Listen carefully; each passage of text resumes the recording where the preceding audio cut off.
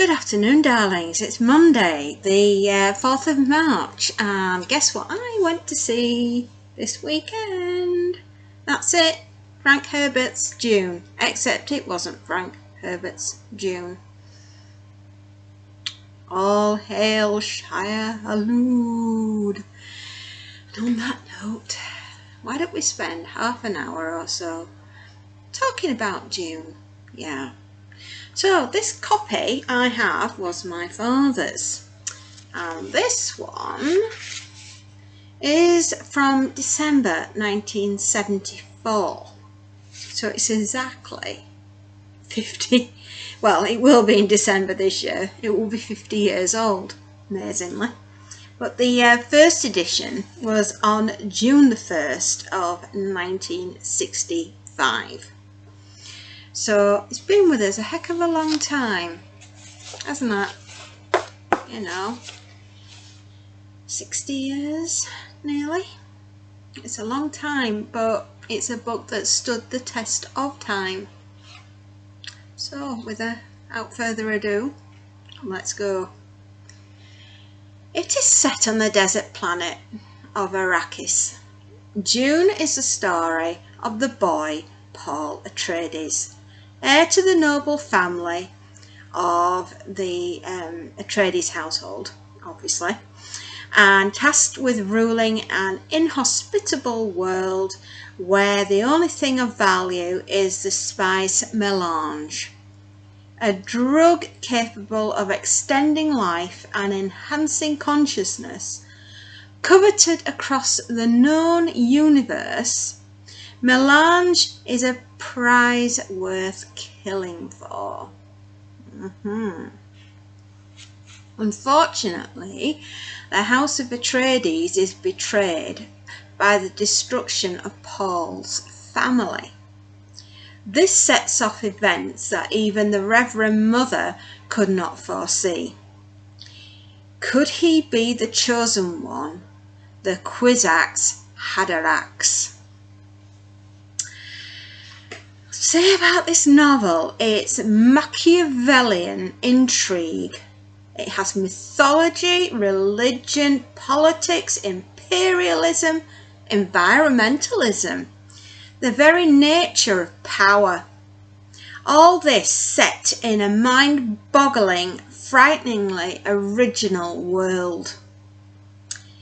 Herbert ominously termed Dune as an effort at prediction. Paul Atreides, is he the Kwisatz Haderach, the Muad'Dib of the prophesied legend, he who will come to lead the Fremen to freedom? Is he the saviour? His mother, the Lady Jessica, seems to think so. She is what's technically known as the original Tiger Mother.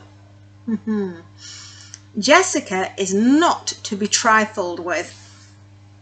And when she drinks, I've written a load of notes here, and when she drinks the water of life and becomes the Reverend Mother, she absorbs the minds of 1,000+ Reverend Mothers. Unfortunately, she is pregnant with the late Duke Leto's child.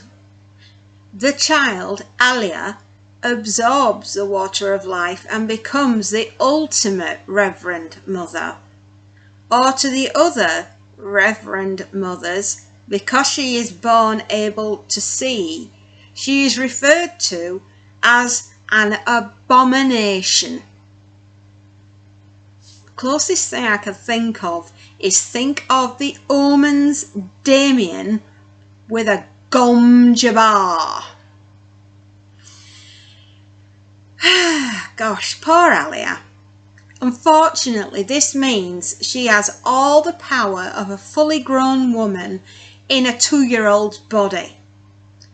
She, because of this transformation, never develops her own personality in her poor mind while she was in in the womb, her mind never got chance to develop before the memories of 1,000 plus Reverend Mothers took over.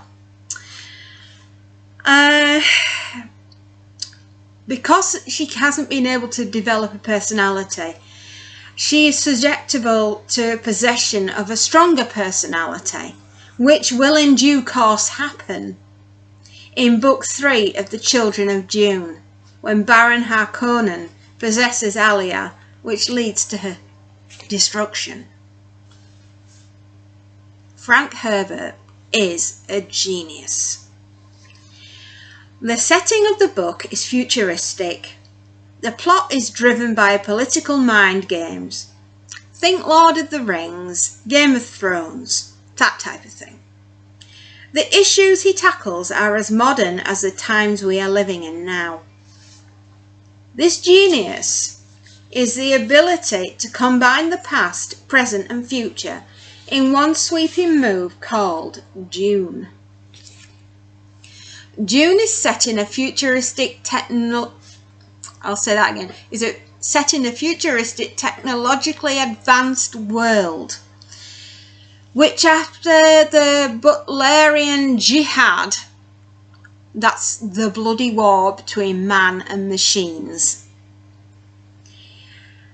well, they've eliminated all the computers. They've eliminated every single computer and passed a decree declaring, and this is very important, the 14th commandment: thou shalt not create a machine in the likeness of a man's mind. Alright, that is very important. Since there are no computers, the essential working of the galaxy is still medieval and feudal, with heavy reliance on men. Men with superhuman analytical abilities called mentats have taken the place of the computers. On the flip side, the Bene Gesserits are an ancient school of mental and physical training for female students, so there's yin and yang. They too have superhuman intuitive powers. The Bene Gesserits do the selective breeding. With this program, they have designed to bring about the Kwisatz Haderachs, a superhuman male, hopefully a male, who will be able to glimpse into the future. How he'll be able to do this is rooted in Herbert's idea of determinism. Given that one can observe everything and analyse everything, one can effectively glimpse the future in probabilistic terms. Quantum physics, anybody? This is getting into Doctor Strange territory, if ever I saw it. The Kwisatz Haderach is a proposed solution to the male-female dichotomy between the analytical and the intuitive. The plot of Dune is almost wholly set on the desert planet of Arrakis, Dune, an arid wasteland where water is so scarce that men have to wear still suits, which recycle human moisture for further consumption. The source of the galaxy's interest in the planet is the melange, a spice which bestows upon one person longevity and prescient powers. Those are very important, pivotal parts to the plot of the entire novel. Everything on the planet is permeated with spice. The air, the sand, the food. Everybody on the planet is hopelessly addicted to the spice. Their only hope for survival being their continued intake of the spice. The Spacing Guild, think the Economic and Trading Group or the G7 or NATO alliance, of the galaxy badly need the spice for interstellar transport. All space travel is faster than the speed of light, and hence time travel is possible. The spice is the only way they can look into the future and see the way ahead.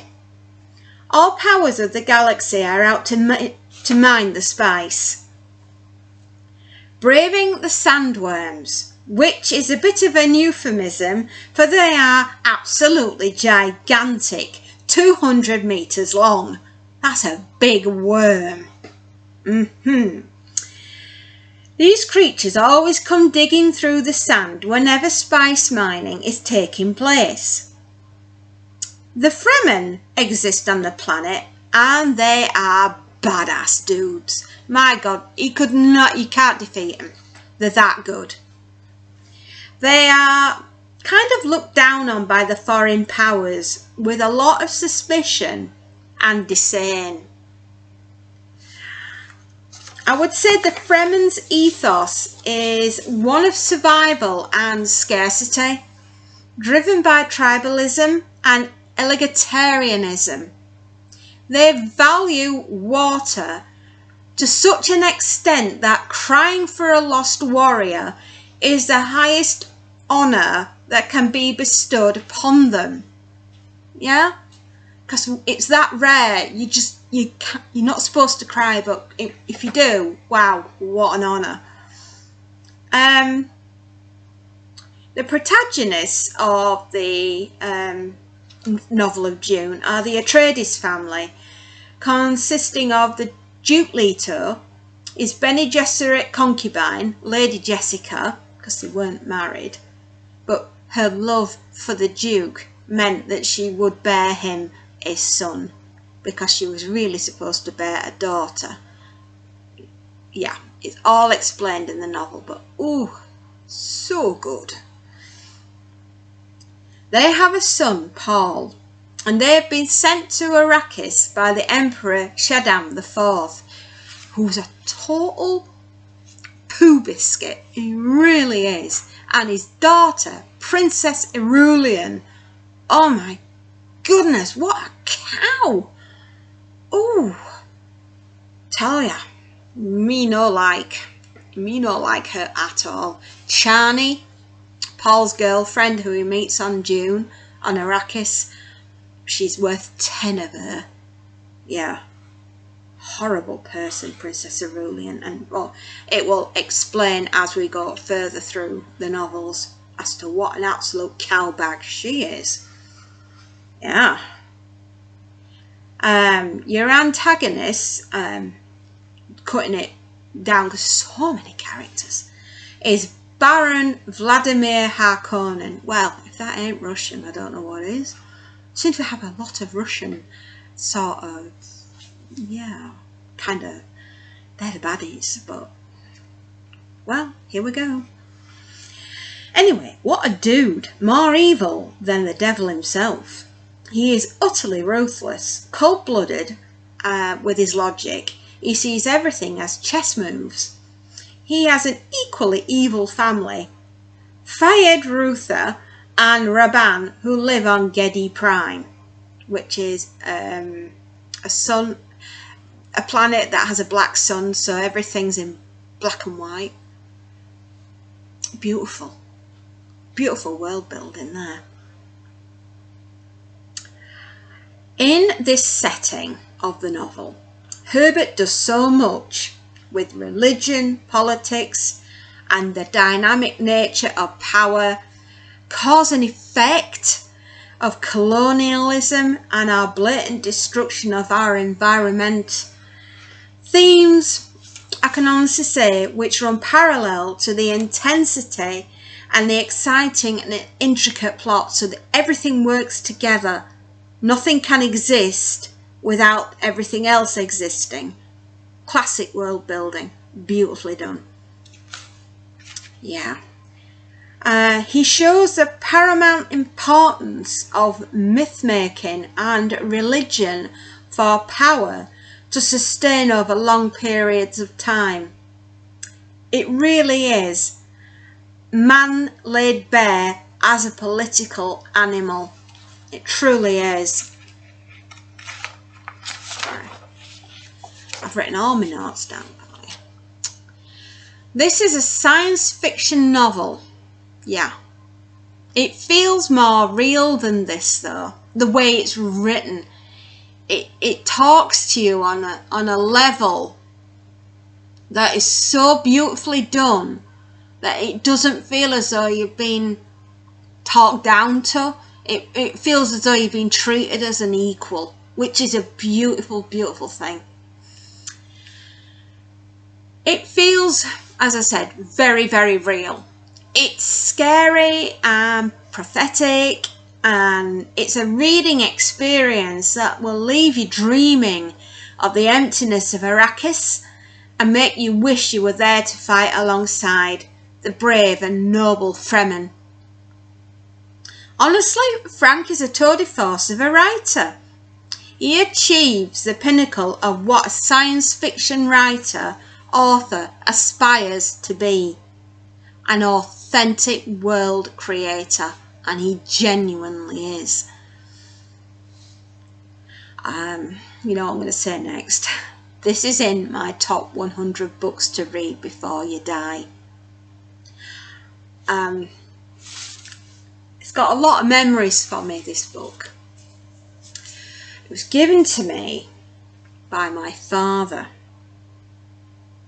and he installed in me the ability to question everything and to seek the truth. And I think that is an important and beautiful gift to give your child. And I hope I've passed it on to my own children. I really do. Thank you, Dad, for your continued tutelage and guidance. And I hope I have it for many more years to come. I really do. And as I always say to my dad, it's a cracking read, Dad. So, you know, it's a cracking read, everybody. Get on with it. If you've not read it, where have you been? Get on. Honestly. What I'm going to talk to you about now are the films. Now, herein lies the crux of the problem. David Lynch and Denis Villeneuve have both tried and failed to encapsulate the world in which Herbert created. Although both films are in their own way a very beautiful homage to Frank Herbert's Dune, they somehow, and I don't know why, but they've somehow managed to get lost in translation from the book to the screen, with massive chunks of the novel either missing or rewritten in such a way as to change the entire story. Honestly, had Frank intended for it to have been written that way, he would have written it that way.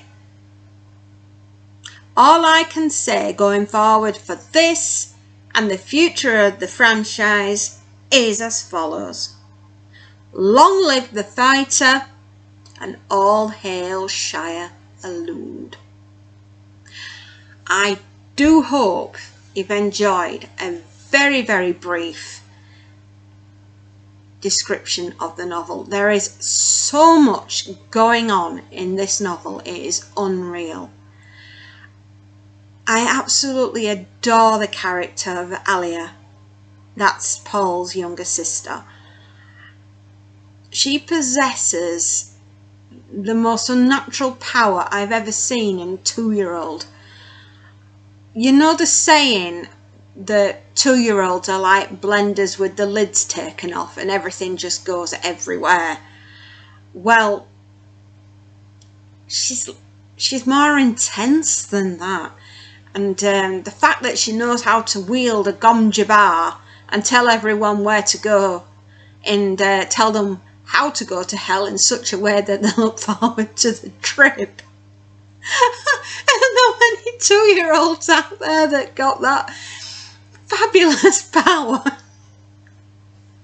But Alia, my darling, you have it. in buckets, and long may you tell them all to go to hell. Absolutely. Yeah. You're one in a million, darling. You truly are. And Paul, well, I know that you will marry the Princess Irulan. I know why you have to marry the Princess Irulan. So you have an authentic and unchallenged claim to the throne, as you have deposed and disposed of her father, Emperor Shaddam IV, who is an absolute, technical word here, he is such a see you next Tuesday of a person. It's his fault that Duke Leto's dead. Yeah, I mean, spoilers abound. That's what I'm going to write actually in the title of this. I'm going to say spoilers, because there's no way you can do a review of this novel without that happening. I mean, apart from all what's going on, all the intrigue and all the skullduggery and murdering and backstabbing, and you know, that's just the Harkonnens. You know, everybody's at it. Everybody is out for revenge, blood, more revenge, unsupervised 2-year-olds running around with gomja bars. Yeah, you go, Alea. Yeah, you go, girl.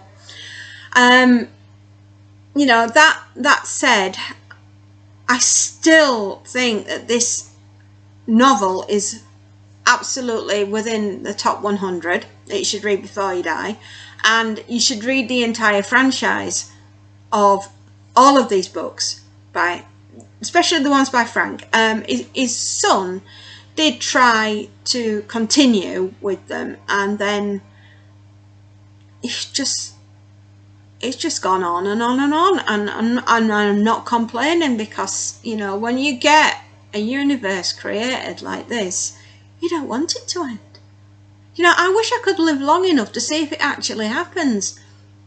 You never know. There may be somebody out there that would be willing to clone the fairy to bring her back, just so she can see it all happening, because, oh, that would just be mind-blowing.